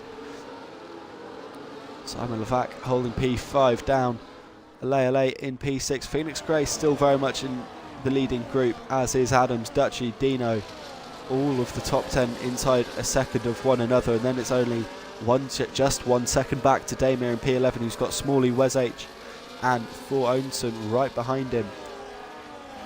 Addison is Daddy Cool after missing the sprint qualifying in the sprint race. Daddy Cool looking to get involved for his first run out of the Alpine of the official season. And Cam McKenzie has made up all of the time that he lost. He's already back onto the tail of the battle of P11. There is some predicted race strategies. That was pit around lap 12 off the medium tyres. And down the back straight away we go. Moomin Rider on the left hand side as we look at it. Dan 94 comes around now the outside line. He takes the lead, and it's 3 abreast into the braking zone. Jonathan Corrin sending it from 3 cars back, gets up into P2. Might have been a little bit of contact side pod to side pod, but Moomin Rider goes from the lead down to P4 potentially, and maybe even P5 as Simon Levac gets involved. But Moomin Rider back up the inside at turn 15, and this might be a double overtake if the traction's good enough. Coming round 16, 17 and 18, Levac holding him off the inside line. Moomin Rider then in the space of 3 corners going from first to P5. Simon Levac though with a 3-second time penalty by the end of lap 2, but Dan 94 leads the way from Jonathan Corrin, who's got the purple lap beaten. Simon Levac, Moomin Rider, Alea, Phoenix Grey, Adams, Dutchy, Dino, the top 10 as they cross the line. Smalley then leads from P11, Wes H, Thor Odinson, Daddy Cool, Cam McKenzie has dispatched the first of the Williams, Taz Manager, and the Baldy Sniper under AI control rounds off the 18 car field. But through the first sector come the top 10. This really is just a 10 car battle for the lead at the moment, and it's Dan 94 leading the way, but he's going to be under threat from a DRS train. We've already seen what can happen to the likes as Moomin Rider picking up a 3-second time penalty now. He's losing time. I wonder if maybe he ran out wide of turn 9 and just got a bad run, as now there's a little bit of contact. He goes wide out of turn 11. Beaton and Simon Levac are swapping positions. JK's going for the lead of the race here. He's got the inside line, he's got the DRS, he's got the job done. Beaton getting ahead of Simon Levac under braking, maybe no. Levac around the outside, side by side, and Beaton getting crowded into a poor exit, but it doesn't cost him a position on the run to 13. And it's all as they were in the mid-pack, with Dino still up there in P10. Damith now 3 seconds off the back of the leading 10, but is bringing Smalley and Thor Odinson, Wes H, Daddy Cool and Cam McKenzie along now. Cam McKenzie buried up behind the gearbox of Daddy Cool. There was a position change there as Alea got ahead of Beaton. We didn't see that move, but it has happened, and now Alea runs P4. So the 2 Red Bulls are line astern in P5 and P6, and it's a McLaren sandwich for the Dutchy down in P8. And there you could say that the entire leading train is sandwiched in between the two Aston Martins, which would be correct. Cam Mackenzie making way up to P15 at the expense of Daddy Cool. I'm imagining that was into turn 1 as we cut to the end of it. Meanwhile, going through the first sector is the leading Snake, and it's Jonathan Coran leading the way. As they make their way down through turn 10, Daddy Cool picking up a 3-second time penalty now as well. Already 4 cars with a penalty. And out of turn 11 they come. You can just see how little there is between the drivers. But Jonathan Coran trying to break away from DRS here, not quite able to do it on this lap. Was caught by just about half a tenth of a second. That Dan 94 stayed inside DRS there, but that helps Dan 94 hold position ahead of Simon Levac, Beaton, Phoenix Gray, all holding positions lower down the field. As the Dutchy begins to drop away from the leading pack, but here comes Moomin Rider up the inside. We didn't see that one coming. Moomin Rider sending it at turn 15, gets the job done. He's up to P8, and he now has to find half a second to get the DRS off his teammate of Adams. And if he wants to rejoin this battle for the lead. But Moomin Rider was in first a few laps ago and is now down to P8, and the Dutchy picking up 3 seconds there for running out wide out of turn 20. Alei and Simon Levac side by side into turn 1. Alei with the inside line gets the job done. Alei now up to P3 from his P5 starting slot. And through the first sector we go again. Jonathan Coran trying to break that 1 second window if he can. As the Dutchy has got back ahead of Moomin Rider. Not sure where he got that move done, but it has happened. Damir still holding down P11, but picking up a 3-second time penalty as he took too much of the inside at turn 7. And just for a second there, the gap, the interval between JK and Dan read 1 second. Was it enough? Did JK break the DRS train? No, he did not, but Dan still going defensive from Alei. Phoenix Gray and Beaton swapping positions, and now the 2 Red Bulls are going to try and take on the 1 Ferrari. Simon Levac crowding Phoenix Gray outside the white lines there, and he's going to lose out to and the 2 Red Bulls now fighting each other for P5 and P6. It looks like Beaton's going to give that one up and hold off Adams, but Simon Levac there getting his elbows out in the Ferrari. He wants to hold on to that P4 at the moment. That second car in the train is now Dan 94 holding on to the 1 second window by his fingernails to try and stick with Jonathan Coran.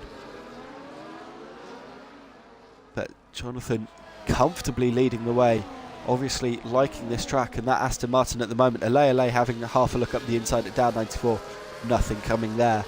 And now on the run out of turn 1, the top 7 all as they were. Moomin Rider, Dutchy and Dino have broken off and fallen off the leading 7 now, but of course Moomin Rider on that hard set of tyres will be going longer in the race than everyone else in front of him and around him.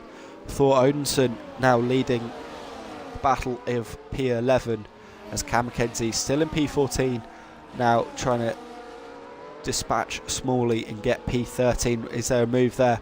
In fact, there might be a move from Wes H on the run down toward turn 11. He's so close, but not quite good enough run there for Wes H. Alei and Dan 94 swap positions. That is for P2. Simon Levac and the 2 Red Bulls. I feel like that's going to be a story we see all the way through the season. Hold position as they were 4, 5, 6 for that sequence. Moomin Rider and the Dutchy getting very close to each other going through turn 12 there. We cut to the end and a big tail slapping moment. Not sure what caused that. Dino holding position in P10. As Alei now up to P2, encroaching on Jonathan Coran, and the gap that he had just begun to try and build out a little bit there as they make their way through the final few corners of the lap and are on to lap 7, 25% race distance. The Dutchy picking up another 3-second time penalty. Cam Mackenzie did get ahead of Smalley somewhere on this lap, so he's up to P13 now on his recovery drive. Still could do with clearing the little train that he's in, the P11 battle. ASAP, and then he can put pressure on and help out down 94 in the Constructors and pick up some points, of course. Constructors Championship, very important to all the drivers, just as much as the Drivers' Championship itself. Simon Levac picking up another 3-second time penalty. This is going to be an Achilles heel for the Ferrari man if he keeps picking up these penalties, because they do accumulate and they do really hurt come the end of the race. Yellow flag, sector 2. That is for the Dutchie that's got it wrong out of turn 9. Ale though isn't getting it wrong. He's putting the pedal to the metal. He's going to take the lead of the Grand Prix here with the help of DRS. Jonathan Coran going to try and hold the inside line into turn 12. Goes late on the brakes. Ale with the old switcheroo, oversteering, and you can hear the tyre squeal as we cut to the onboard. Jonathan Coran going to try and hang it around the outside of 15 now. Can he go for the old switcheroo, the Aston Martin driver? No, he can't. He's been hung out to dry. But Ale with a bit of a wobble on the exit. Is this going to give Jonathan Coran any momentum through the triple right-hander? No, it's not, but it's going to set him up in a great spot on the run-up toward turn 1 with DRS and overtake available. As here comes Dan 94 as well, and all of a sudden just almost half lap of battling, and it condenses the leading pack right down into each other. And now on the run-up toward turn 1, Jonathan Coran, he's going for it. He's going up to the inside there. It's such a wide entry corner that you really can pick a very late move, and Jonathan Coran, nothing coming of it. Was a half-hearted attempt, but just trying to let Ale know that he's going to put the pressure back on the Alpine driver. Of course, in real life we've seen a remarkable weekend for the Alpine team, picking up a double podium in Brazil. What can Ale do to replicate his real life counterparts? And on the run down to turn 11, I noticed that Phoenix Gray now has cleared Simon Levac. He's up to P4. He's good to put pressure on the leading trio, who make their way down the back straight in toward turn 12. Jonathan Coran with DRS. He's coming for Ale. He's going for Ale. He's got the inside and he's got the lead and got ahead of Ale. And now Beaton and Simon Levac in the background doing battle once more for P5. And Beaton going for the old switcheroo through 14. Can he then go late on the brakes, hang it around 15?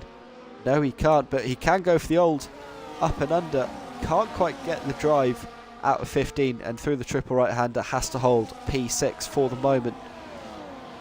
Moomin Rider in P8 has been able to drop Dino, so Dino now in a bit of no man's land, caught between the leading 7 plus Moomin Rider and then everyone else. The Dutchie is back then in that battle that is now P10 as Thor picked up a free position. Smalley and Cam McKenzie still doing battle. That is now over P12. Up at the front though, Ale has got back ahead of Jonathan Coran as that was into turn 1, as they now make their way through the S's at the end of the first sector. Wes H picking off Damir for P14, as Damir, I believe, has spun out on the inside of turn 1 and isn't going anywhere at the moment, but back underway now, as is back underway the battle for the lead, the 7-car battle.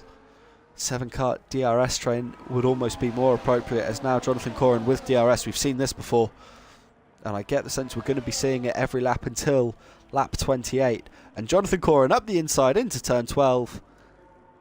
Needs a good drive out of turn 12, otherwise they're going to be side by side into turn 13. Ale with the high ground takes or reclaims the lead for the moment as they make their way through turn 15. It's all a tactical game of chess here. So many laps, so many more taking opportunities to go before any of the drivers will start to feel the need to get desperate, but it's all about trying to get your opponent into a position just like grandmasters of a chess game, thinking 7-8 turns ahead,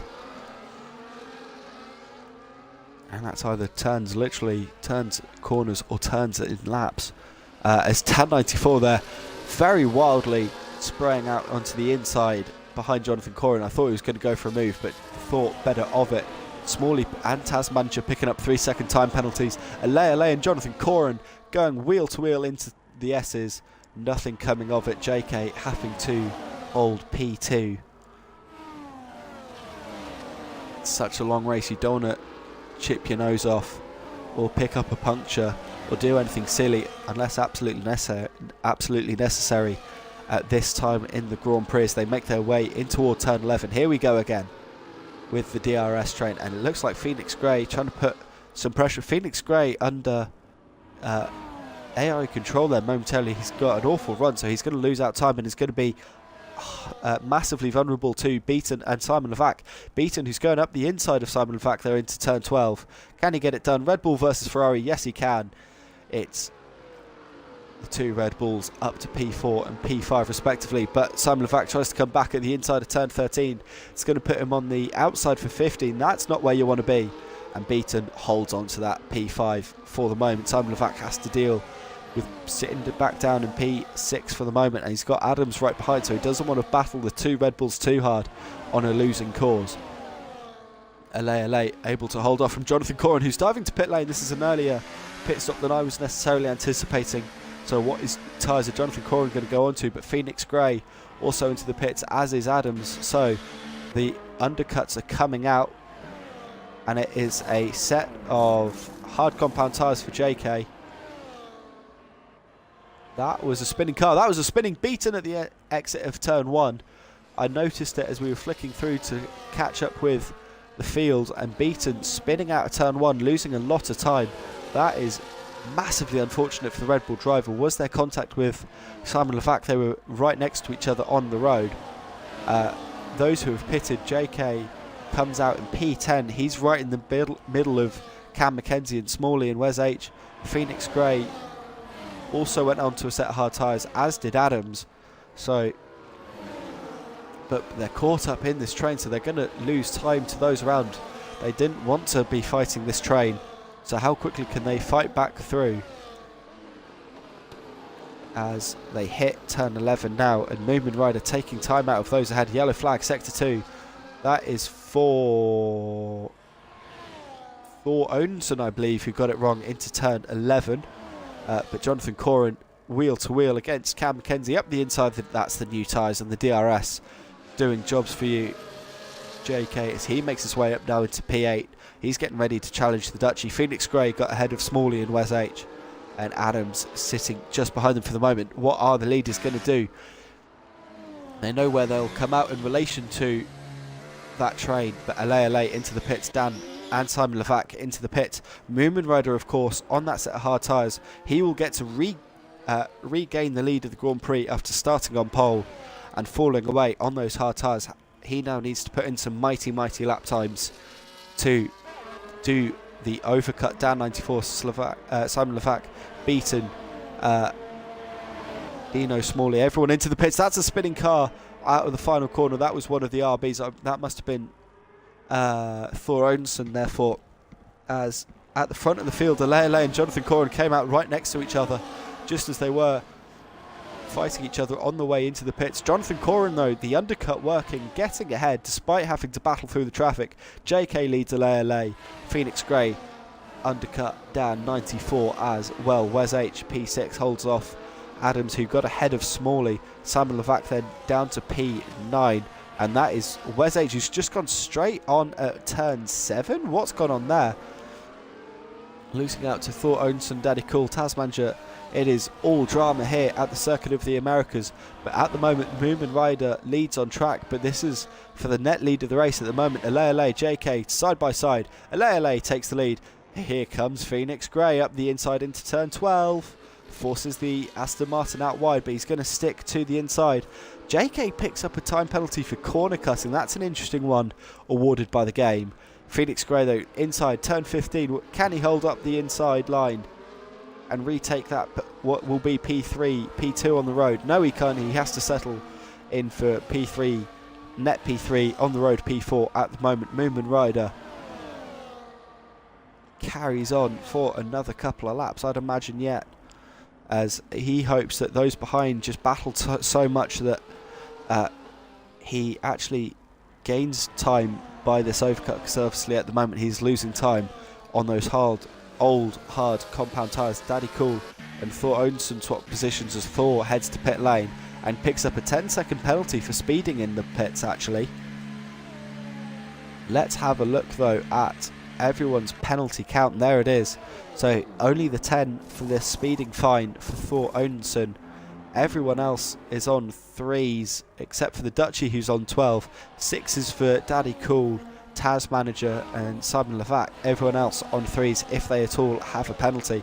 And right now that's going to play into the hands of Dan94 and Adams, who are with the leading pack but do not have any penalties at all. Meanwhile, LA has broken the 1 second window to Jonathan Coran.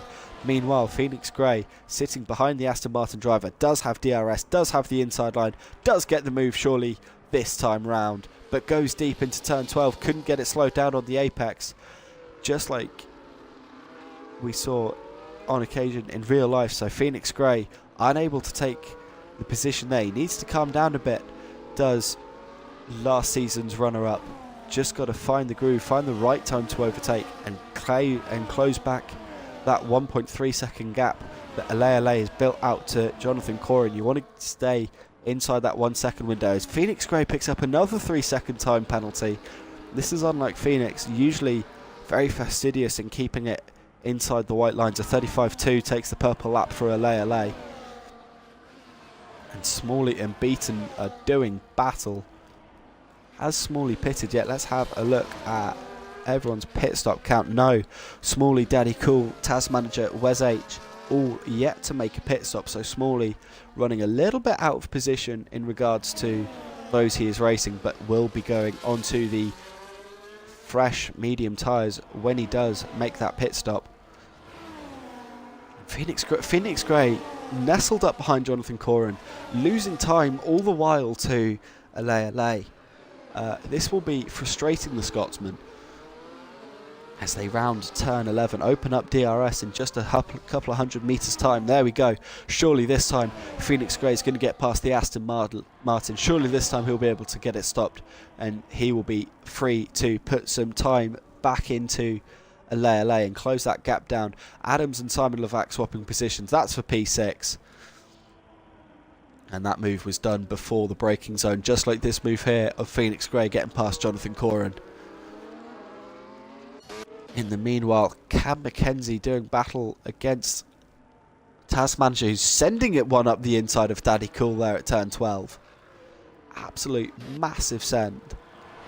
But Phoenix Grey now, he needs to get inside. It needs to find a second here on LA. Needs to put some time in to the Alpine car, but LA goes for another purple lap. Taz Manager picks up a 3 second time penalty.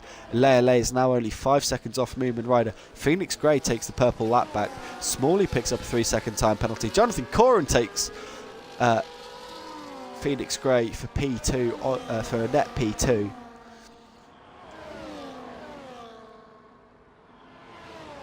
And Moomin Rider now must be beginning to think it's getting on for time for a set of mediums.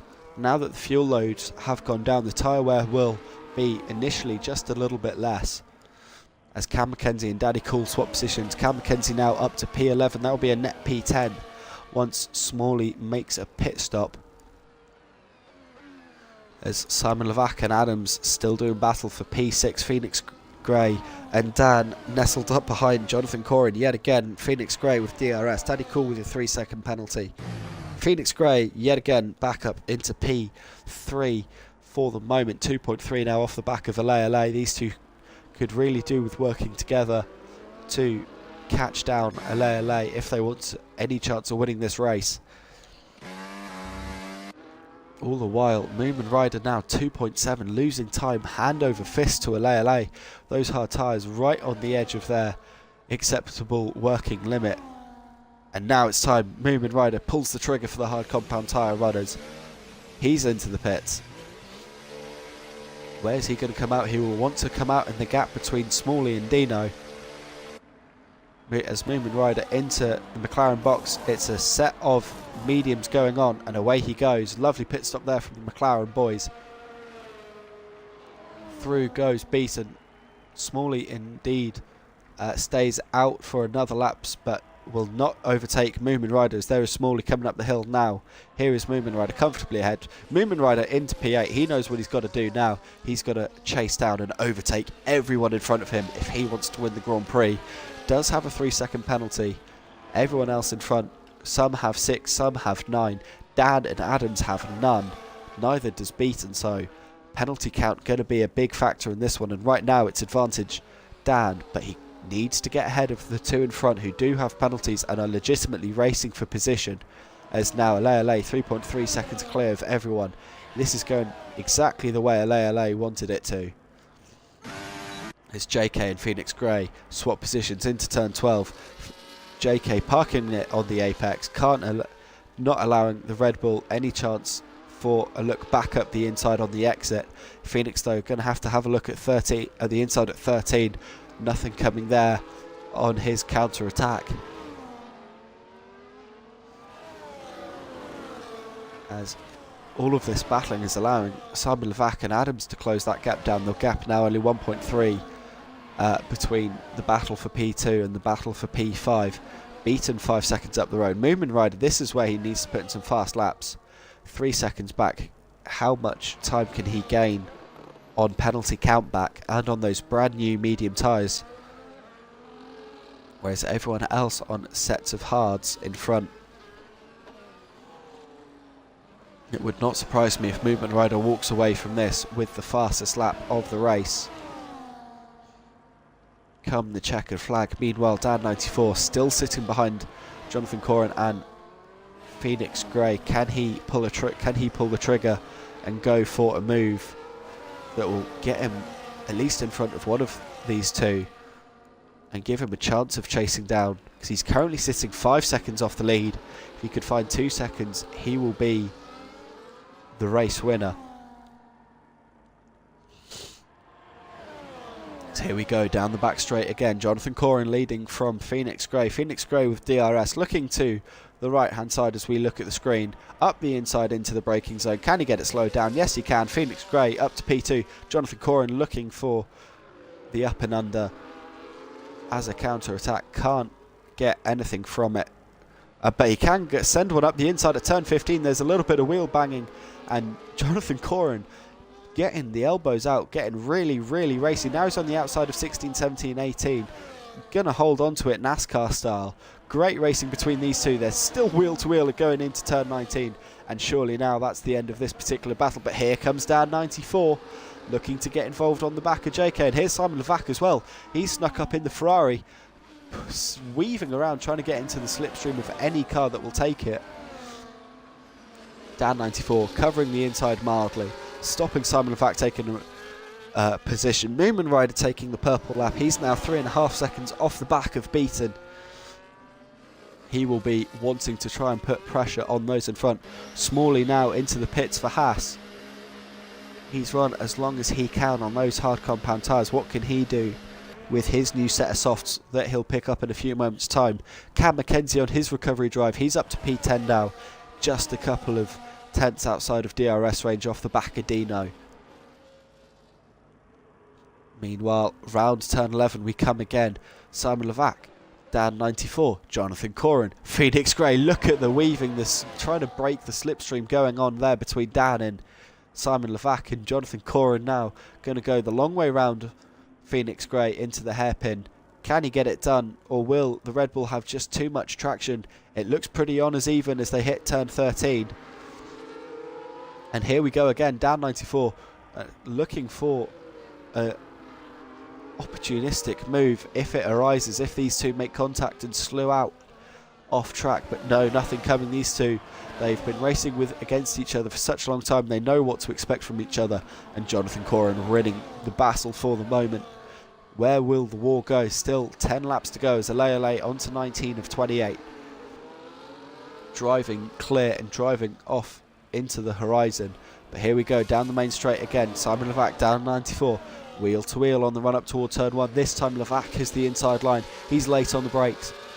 Dan94 though with the traction and the confidence, going to go clean around the outside. He's got the inside for turn 2. There's some wheel banging on the way through too. But the Mercedes driver holds off onto P4 for the moment. But all of the while they're losing time. is down 94 to those in front. Specifically LA. The chances of the win here slipping out of the Mercedes driver's fingers unless he can clear these two in front very quickly. Simon Levac, you might have just seen there picking up another 3-second time penalty. He's on 12. And what will that mean come the checkered flag? Moomin Rider now, 2.5 seconds off the back of Beaton. Phoenix Grey, Jonathan Corrin, yet again swapping positions into turn 12. And now Adams on the back of Dan 94 and Simon Levac. He's just been slowly gaining time. Phoenix Grey, Jonathan Corrin still going wheel to wheel into turn 15. Phoenix Grey on the inside. Jonathan Corrin getting crowded off track. He's going to keep the inside line for the triple right-hander. Jonathan Corrin's got the high ground now. Unless Phoenix Grey can hold on to it, and he can sling one up the inside at turn 19. He's still wheel to wheel. They're still wheel to wheel, these two, as they hit the final corner. This time surely Phoenix Grey's got the high ground. Yes, he does. He's up into P2. But here we go again, because there was so much battling. This has given Dan 94 and Simon Levac a chance on the run up to hill. We could be 3 wide, as here we go into the corner. Dan 94 up the inside of Levac and JK, and now 3 wide on the exit on the run downhill.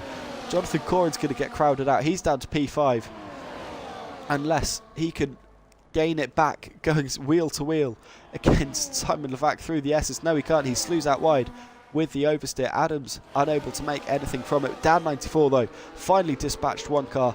Now all he has to deal with is Phoenix Grey, and then it's a 5-second hunt to try and take to get inside 3 seconds of LA and take the win away in the season opener here at the Circuit of the Americas. Down the back straight again we go.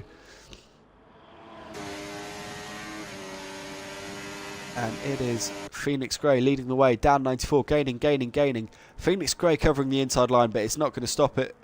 The position lost there. Down 94 around the outside. Phoenix Grey and Simon Levac though. That's a battle going on. Ferrari versus Red Bull. The Ferrari with just a supreme run through turn 13. Simon Levac now up to P3. Jonathan Corrin, Phoenix Grey still swapping positions. Who'd have guessed that a lap later after their fiasco that lasted the entirety of Sector 3. And now Jonathan Corrin back in front of Phoenix Grey, but they're now down in P4 and P5 respectively. And now what can Dan 94 do? Can he break clear of this trade? Can he find 5 seconds on LA? Can he try and claim a race win here? Moomin Rider now right on the back, 1 second off the back of Beaton. All important championship points. It's a long season, but they still all count as they make their way through out of turn 1. Cam McKenzie and Dino close to each other. Yellow flag at the end of Sector 2 goes away pretty quickly. Smalley gaining time on the Dutchie. Jonathan Corrin picking up another 3 seconds of penalty. All of a sudden this penalty count is going to really cost the Aston Martin driver. Dan 94 is finding a little bit of time out here, but he's now going to come under threat from Simon Levac behind, and there you see it again. Dan 94 hogging the left hand side of the track. Simon Levac going to have to go the long way round around the right hand side. The left hand side as we look at it, the outside line under braking. Dan 94 having none of it, getting so late on the brakes, goes straight into the side of Simon Levac. Dan 94 carries on, but he's lost 2 positions as he lost out to Jonathan Corrin. So Dan 94 back down to P4. Of course, with penalty count back, he will most likely take P2. As LA around turn 20 gets onto lap 22 of 28. 7 to go here. It has been wall-to-wall action here at Circuit of the Americas. Cam McKenzie and Dino getting ready to do battle for P9. Smalley taking time out of the Dutchie hand over fist. What can he do in the Haas car? Jonathan Corrin, Simon Levac swapping positions into turn 1. Simon Levac taking them position back though through the apex. We've seen it already a couple of points today, just how aggressive the Ferrari car and the Ferrari driver is. Of course, Simon, one of only two drivers to have no teammate here today. the other one being Smalley.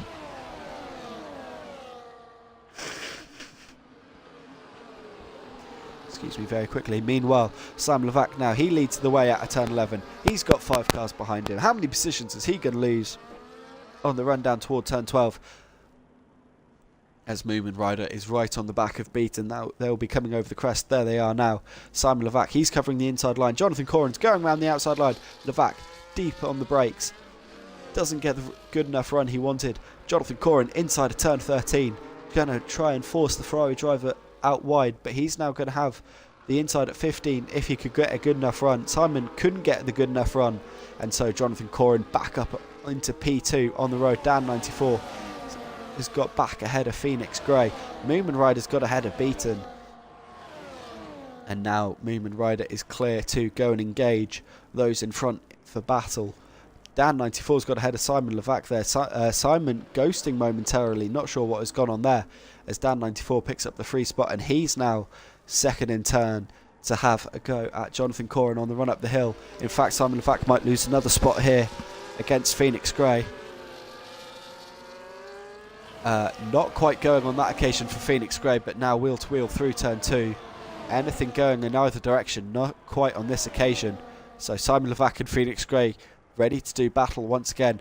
Adams right there with them. Moomin Rider gaining time with Beaton just a little bit up the road. Cam McKenzie right on the back of Dino for P9. Smalley still gaining time on the Dutchy. All the while, saying all the while, that reminds me, Alea now 10 seconds clear of everyone else up in front. Once he got clear of this battle here, he really has been very, very dominant through both this and the sprint week and the sprint race. And now Dan 94, he's got DRS, he's got the inside line. Has he got P2 on the road as he hits the brakes? It's a big lock-up. This is actually going to help him as it's going to force JK out wide, but JK now with the inside at turn 13. Beaton's got back ahead of Moomin Rider. Phoenix Grey and Simon Levac swapping positions. Dan 94, Jonathan Corrin still battling it out. JK holding on to P2 for the moment as they round turn 15. And the battle goes on. Cam McKenzie's got ahead of Dino. That is for P9. And 2 World Championship points. Tasmanager very close to the back of Damir. Smalley now 2.1 off the back of the Dutchy. We're on to lap 24 here. Brad is saying hello again in the chat.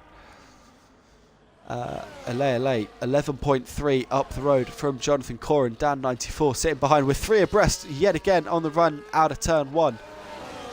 That is just how exciting that corner sequence is. That first hairpin. Cam McKenzie's had an issue coming out of the final corner, spun it up against the wall on the inside. He's now dropped down to P10 behind Dino, who he's just spent so long catching and overtaking. Disaster there for the second of the 2 Mercedes drivers. Tasmanager picking up a 3-second time penalty. He's down in P16 at the moment. The Dutchy now on 18 seconds worth of penalties, as Smalley now just outside a second window in the battle for P11. Dan 94, Jonathan Corrin swapping positions, down on the inside into turn 12. Gets the move done cleanly this time. Simon Levac and Phoenix Grey still doing battle, and here comes Beaton and Moomin Rider. I said they were gaining all the while that this battle was happening, and we've gone from a 5-car battle to a 7-car battle with 2 McLarens, 2 Red Bulls, 1 Ferrari, 1 Mercedes, 1 Aston Martin, and Dan 94 and Jonathan Corrin still going wheel to wheel, still through the triple right-hander.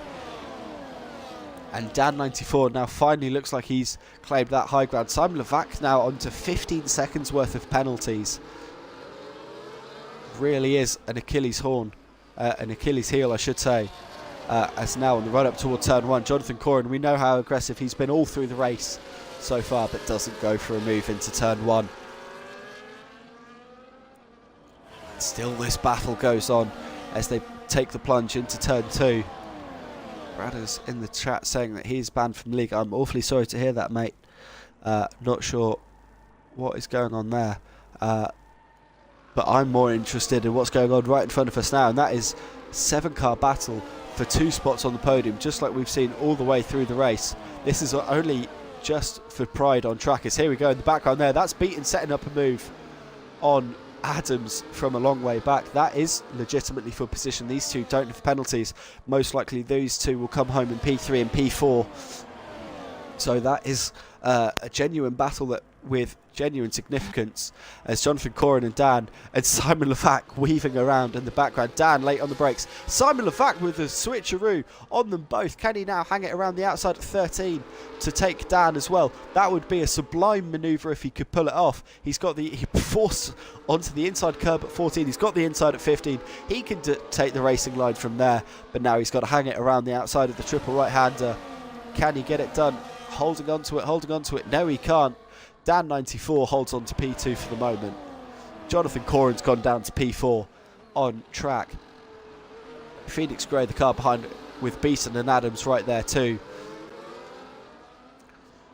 And now on the run up the hill in toward turn 1. Dan 94 is going to come under fire from anyone and everyone behind him, but he stays position as it is. But Simon Levac taking a different line. It's so wide that you can afford to swap your line around at turn 1, see if you can get an advantage. No advantage coming this time around for the Ferrari. And they make their way through the S's once more into the end of Sector 1. Any other fights going on? Smalley's inside a second of the Duchy. That is for Pride. Simon Levac now with 18 seconds worth of penalties, but he gets ahead of Dan 94 up to P2. Jonathan Corin looking to get involved now as well. I wonder if Phoenix Grey will let Beaton go by so that Beaton can have a run at Dan 94 potentially. That would be for position as well, with Dan 94 not having a penalty yet. JK, Simon Levac, what's gone on there? Simon Levac's pointing the wrong way round into turn 12. Drama here for the Ferrari car. He's been aggressive all the way through the race. Jonathan Corin's up to P2. Dan 94 with 3 wide, 2 Mercedes and a Red Bull. 2 Red Bulls and a Mercedes. Simon Levac retires from the session, throwing it away. What would have been some good championship points. Beaton now up into P3, the leader of those who doesn't have, the leader of all those who don't have a penalty, with Dan 94 and Adams P5, P6. Dino then will take P8. As the battle goes on, Alei 15 seconds to the good in the lead. He's on the penultimate lap, lap 27. And McLaren spun round out of the last corner. That's Moomin Rider going slowly, but getting back up to racing speed once more. Was he caught up in any of the drama caused by Simon Levac retiring? That was hugely chaotic there for a moment. 7 cars battling on top of each other, just like they have done for so much of this race. Finally, something went wrong. It almost felt like it was bound to happen, and unfortunately, the Ferrari driver losing out there. The Duchy has gone round into the back onto the pit wall, just like we saw Moomin Rider do, break off a lot of his front wing. So the Duchy losing a lot of time and a lot of pace here in the last 2 laps. So Smalley up into P10 with Simon Levac's retirement. So there'll be 2 point finishes here for the Hask driver. Meanwhile, up at the front of the field, Jonathan Corin beaten Phoenix Grey, Dan 94 and Adams still doing battle, still right on top of each other. There's still 5 cars separated by less than 2 seconds, so still a huge amount of drama to come. Meanwhile, Alei, he's round turn 20. He's got 20 corners left to take to win the first race of Season 5. Where everyone else is going to finish behind, that's still anyone's guess, as it will be Jonathan Corin who leads us in the battle for P2 onto the last lap. He's got beaten right behind. Moomin Rider's picked up another 3-second time penalty. That shouldn't have any bearing on the results if he can stay clear with everyone else around. Meanwhile, beaten Phoenix Grey. Get the sense Phoenix Grey deliberately acting as a buffer between Dan 94, Adams and Beaton, because it promotes Beaton up into P2 once the penalty for JK is applied. It's down in toward turn 11 comes this 5-car train. as they make their way out of turn 11 onto the back straightaway. Is there going to be a last-ditch move? This is all for pride, of course. There is a huge amount of pride on in what order you actually finish. Beaten, though, getting ahead of Jonathan Corrin. I thought Phoenix Gray was going to go for a move there. We've seen Phoenix and Jonathan fight so much through this race, but no, they stick to their positions. Can Jonathan go for a last-ditch move before we cut back to Alele, who's just round turn 19? He's got one more corner to go. The Dutchie picks up a 3-second time penalty. That doesn't matter for Alele. He crosses the line to win the opening lap, the opening race of Season 1. Damir picks up the fastest lap. That is for pride. Alele, the Season 5 Round 1 winner at Kota. Now it's all up to who can come home P2, and it's going to be Beaton who comes home P2. Dan 94 will take the podium P3. Adams comes home P4 for McLaren, with Phoenix Gray and Jonathan Corrin losing out time due to their penalties. Moonman Ryder comes home P7 after taking a double pole for sprint and the proper race. Dino now has got one corner to go to make it a double points finish for the Aston Martin team. Cam McKenzie will also pick up a double points finish for Mercedes. Here comes Dino around the final corner to come home P8. Cam McKenzie P9. Smalley, what a drive he's had. Considering where he was at the back end of last season, Smalley will be ecstatic with a double points finish across the sprint and the racer proper. Thor Odinson will come home on track P11. Will he lose out to Wes H as he comes across the line? No, he won't. Wes H, Daddy Cool, Dutchie, Taz Manager all finish as they were. Taz Manager, we wait to come around the final corner now. This will be P15 for the Williams. Not a great weekend for Kick Sauber or Williams, with no cars getting up there. RB finishing just outside the points in P11 and P12 respectively, but no points there for that constructors team. No points, of course, for Ferrari, with Simon Levac retiring. We wait for the Damir to come across the line and end the race fully. Damir picked up the fastest lap. It will count for nothing from P16 other than pride on that set of softs. The in-game gives the driver of the day to Phoenix Gray. As we come through into the race classifications and the podium celebrations, there is Ale, the race winner, alongside Beaton and Dan 94. There is the point standings with everything included from the sprint race. Thor Odinson did pick up points in the sprint race, so Visa Cash App RB, the reigning Constructors Champions, do get off the mark this time around as well. So will, therefore, no, Simon Levac didn't finish in the points in the sprint. What? I thought he did, never mind. There were the results of the sprint. Of course, Simon Levac DNF'd. There are the results from the race, the final classifications. Ale, Beaton, Dan 94, Adams, Phoenix Gray, JK, Moomin Ryder, Dino, Cam McKenzie, Smalley, Thor, Wes H, Daddy Cool, Dutchie, Taz Manager, Damir, and the Baldy Sniper make up the 17 finishers. Simon Levac classified as +3 laps but retired. Baldy Sniper was controlled by AI all through the race. That is the end of a very hectic round 1 of Season 5 for the Clubsport division. That's the season opener. If that's the season opener, I'm looking forward to the rest of the season with that amount of action to come, almost guaranteed in every race. Folks, I have been Sharp. Thank you so much for watching. The commentator's driver of the day, I'm going to give it to Smalley in the Haas, just for the incredible improvement that he made in the off-season. Smalley gets my vote as driver of the day, but that has been one massively exciting American Grand Prix. I've been Sharp. Folks, thank you so much for watching, and I hope to see you all again very, very soon. But for now, good night.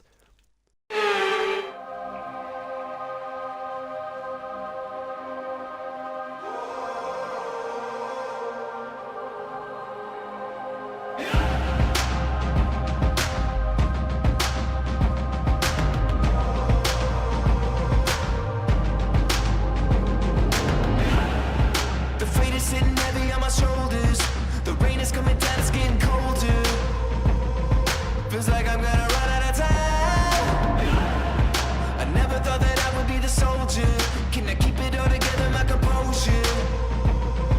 'cause I got another mountain to climb. And I feel the darkness right now, yeah. But I really want this somehow, yeah. If I drop, it's more than a vow.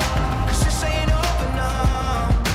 This ain't over now. Sometimes it feels like I'm living a dream, but I know that it's real 'cause I'm still fighting for it. Yeah, it feels like I'm living a dream, but I know that it's real 'cause I'm still fighting for it. I guess I got a bounty on my head now, but I don't even take it like a threat now. That's how they be playing the game.